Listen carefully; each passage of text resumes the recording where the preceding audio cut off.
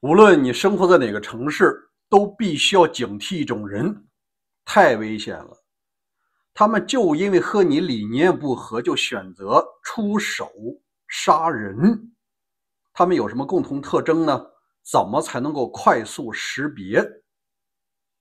大家好，我是大卫，美西时间2025年6月16号，欢迎来到大卫观点频道。今天我们谈一个专题，怎么把你身边的危险因素识别出来，离得远远的，最好是举报。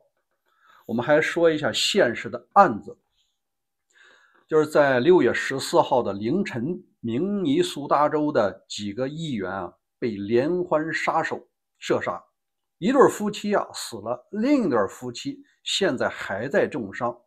更让人毛骨悚然的是他这车里有一个70人的暗杀名单。这个事儿出来以后，在华人的圈里引起来的轩然大波。有人就讲，这个人大概率是一个 MAGA， 因为他容易被仇恨思想给渲染，然后呢就出手杀人。但也有一些人呢说，这些人不是共和党，他大概率是这个民主党。民主党为了清党不择手段。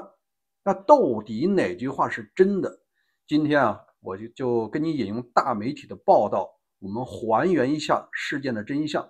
通过这篇文章，你就清楚这个万斯是谁，他到底是因为什么杀人，那天晚上发生了什么惊心动魄的事情。因为有2个议员是幸免于难，躲过一劫。我们还看一下 BBC 的报道，我这儿说一下，大卫所有的节目都是来源于这些大媒体。2件事，第一个，真正的新闻他们不会错过的；第二，真要是谣言人家采编团队早就过滤了。我们看一下正文。联邦检察官乔·汤姆森告诉记者，除了凌晨对霍特曼和霍夫曼住所的袭击外，万斯博尔特还被发现出现在另外2名议员的家中，其中一名是州众议员，一名是州参议员。那天晚上确实有2个人躲过一劫。我们再往下看，联邦检察官说，这是对我们的民主、对我们的生活方式一次令人毛骨悚然的攻击。人们可以和你意见相左，但这并非邪恶，也无需为此付出生命。那我们就来看那天晚上的时间轴。汤姆森检察官列出了万斯博尔特涉嫌疯狂作案的时间表，犯罪过程始于霍夫曼夫妇的家，这是第一个他驾驶了一辆伪装成警车的黑色 SUV， 戴着超逼真的乳胶面具，来到了霍夫曼夫妻家，敲门自称是警察。霍夫曼夫妻打开门后发现他身份不明，于是向他们2人连开数枪。这2枪，一个人挨了7枪，一个人挨了8枪，合计10几枪。2人目前仍在接受治疗，情况严重，但预计没有生命危险，能活着，但有可能会终身残疾平民打了7、8枪，你说能好吗？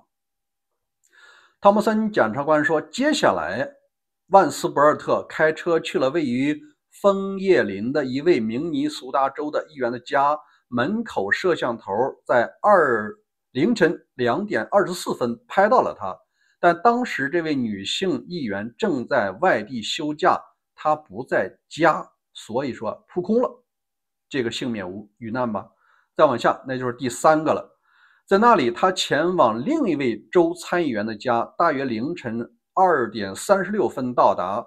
新希望警察局的一名警官正在现场，发现了万斯的车停在不远处，灯闪着。汤姆森检察官说，这位女警察以为他是来参观的同事，但当他摇下车窗和他说话的时候，万斯没有回应，只是坐在那里，眼睛直视前方。检察官说，他回到参议员的家中等待同事的到来，但同事们赶到后发现参议员已经不见了，这个参议员他不在。第4个就是倒霉的那对夫妻，命都没了。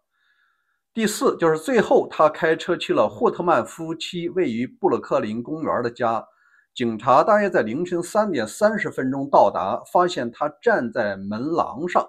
警察下车后，他开始向警察开枪，等于这个bor火啊是疑犯先开的枪。开枪以后，他强行闯入了议员的家，开枪打死了议员夫妻，然后徒步从后院逃跑。警察在外面打他的时候，他先进入了最后这个议员的家，打死了这对夫妻，从后院跑了。警察为了避免伤及无辜并没有直接进去，所以这个就给了他杀人的机会，这也算是一个失误吧。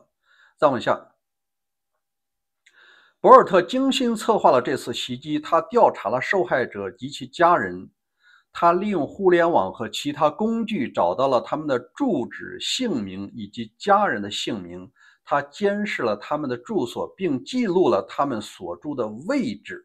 这句话相当重要，就是这个人不是过失杀人、激情杀人，他是早有预谋。凭这一点，这也不可能是个精神病患者，他有自主能力。好，再往下，调查员在霍特曼住所的车辆中找到了数十人的名字，然后汤姆森说，所有针对的民选官员都是民主党人。据信，这些名字包含著名的州和联邦立法者，以及社区领袖，以及堕胎权的倡导者和相关堕胎医疗机构的信息。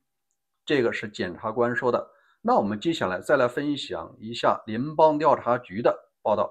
这种案子已经不仅仅是州了，它全国有影响力。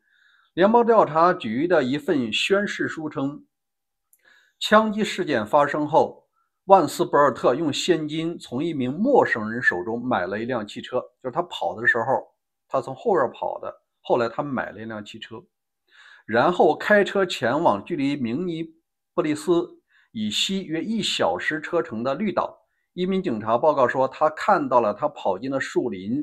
布鲁克林警察局局长马克·布雷利表示，大约有20个不同的战术小组在警戒线内搜寻他，经过数小时的行动，包括出动了直升机和无人机，终于搜寻到了他。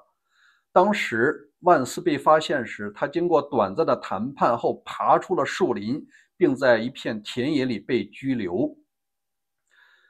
证词称，警方在他的车里发现了一份手写的供词，并对其妻子的车进行搜查时，发现了2把手枪、护照和1万美金的现金。据称，万斯博尔特给妻子发了信息说，语言无法表达我对此事的歉意，有些人会带着武器随时来家里找我。好，这件事儿也很重要，说明什么呢？说明第一个，他自己的车没有开走，但他车里有大量武器。我们看图片，在副驾驶有一把有上弹夹的长枪，后排有2把长枪，1把短枪，在他手里的合计是5把枪，这几把枪都上了弹夹。大家看这种大枪托，这一看就是 AK-47 改装的。他那辆车没开走，他第2辆车呢是花钱买的。最重要的是，他发短信给他的妻子，他怕受追击让他妻子把他家另外一辆车开过来。这妻子还真配合，里边有什么？警方对其妻子的车进行搜查时，发现了2把手枪、护照和1万美金现金。说明什么？说明这个家伙根本没想自首，他想拿着2把枪、护照，想继续作案，或者是要逃跑他国。你说他能是个精神病吗？他不可能过失杀人吧？最后我说一下我的答案。通过这件事儿你就清楚了，有些华人媒体讲的这个人是受了民主党的指使进行这个清党，完全是一派胡言。有证据证明，他确实呢是在现任州长就是参加过副总统选举的沃尔兹，他任命过他，但是任命他的不是政府官员，他是一个咨询委员会的成员，而这个成员是跨党派的。根据资料显示，他在这个万斯枪手在2022年注册为共和党，并且数次投票给了川普。他是一个如假包换的川粉，也是一个如假包换的共和党，这一点有证据，没有人敢撒谎。好，那我们想他为什么要杀人呢？根据他生前的一段视频，这个时间大概好几分钟，我就不给你放了。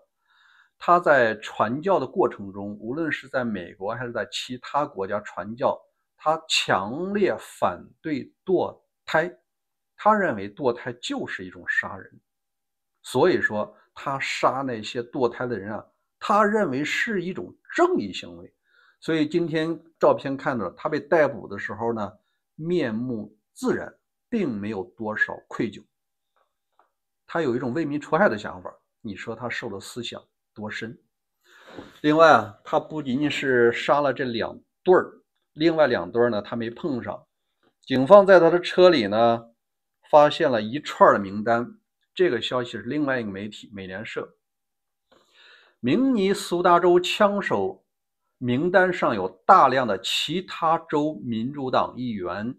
再往下，越来越多的来自中西部各地的民主党议员透露，他们是万斯博尔特名单上的议员。第一个是威斯康星州民主党众议员马克·波肯告诉媒体，国会警察告知他的名字出现在万斯车上的名单上。这个是另外一个州，他和明尼苏达州是邻居。再往东一点，另外一个是威斯康星州的民主党参议员塔米·鲍德温已被执法部门告知，这是位女士她已被列入枪手名单。这是2个威斯康星州的。再往南的那个州呢，叫俄亥俄。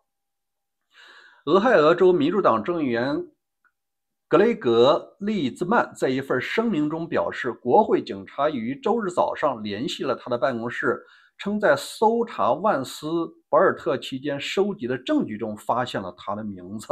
这是第3个州的。第4个州是再往南走，就是密歇根。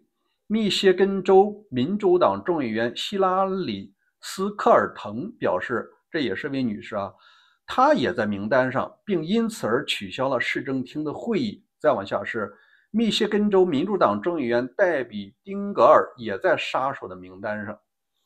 这一点几乎就可以破案了。他要暗杀的人清一色是民主党人，不光是明尼苏达州的，连周围的州几乎都在中西部5大湖地区他都要干。所以说这件事儿，这个媒体也就破案了。原因他仇视这些支持堕胎的议员，所以他认为是在为民除害。那我们要躲避什么人呢？就是那种非蠢即坏的，非常容易这种所谓宏大叙事洗脑的人。只要一洗脑成功他必然极端，一极端他就要出手杀人。好吗？今天这件事儿我想应该是交代清楚了。欢迎关注大卫观点频道，每天和你更新。然后呢，对这件事儿你有什么疑问，也可以在留言区留言。再见。